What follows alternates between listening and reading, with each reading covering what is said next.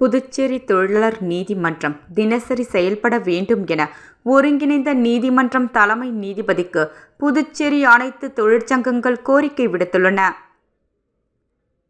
இது தொடர்பாக செய்தியாளர்களிடம் பேசிய அனைத்து தொழிற்சங்க ஒருங்கிணைப்பாளர் ரமேஷ் கூறும் பொழுது, புதுச்சேரி மாநிலத்தில் பணியாற்றி வரும் தொழிலாளர்கள் வேலை போனஸ், தனியார் தொழிற்சாலை சட்டவிரோத ஆலை மூடல்கள், தொழிலாளர்கள் பணி நிரந்தர கோரிக்கை, இஎஸ்ஐ, புதுச்சேரி அரசு சார்பு நிறுவனங்கள், AFT, Swadeshi Bharathi mill, PRTC தொடர்பான பல்வேறு கோரிய வழக்குகள் தொழிலாளர் நீதிமன்றத்தில் நடைபெற்று வருகின்றன.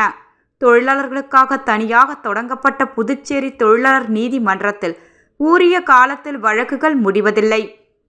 தொழிலாளர் நீதிமன்ற நீதிபதிக்கு கூடுதல் பொறுப்புகள் உள்ளதால் நீதிபதி வாரத்தில் 3 நாட்கள் நீதிமன்றம் வராததால் வழக்குகள் நடைபெறுவதில்லை.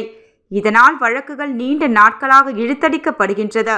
இதனால் தொழிலாளர்கள் பல ஆண்டுகளாக வேலையின்றி, வருமானம் இன்றி வறுமையில் வாடி வருகின்றார்கள். தொழிலாளர் நீதிமன்றத்தில் வழக்குகள் தினசரி நடைபெற வேண்டும். உரிய காலத்தில் வழக்குகளை முடித்து உத்தரவுகள் பிறப்பிக்க வேண்டுமென்று வலியுறுத்தினார்.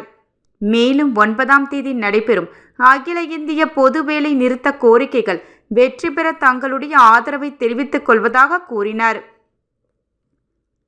பேட்டியின் போது சுதேசி பாரதி, ஏஎஃப்டி, பஞ்சாலை தொழிலாளர்கள் பாதுகாப்பு சங்க தொழிற்சங்க தலைவர் மோகன்தாஸ், பாட்டாளி தொழிற்சங்க மாநில தலைவர் ஜெயபால், ஏஐடியூசி புதுச்சேரி மாநில செயலாளர் சிவக்குமார் ஆகியோர் உடனிருந்தனர்.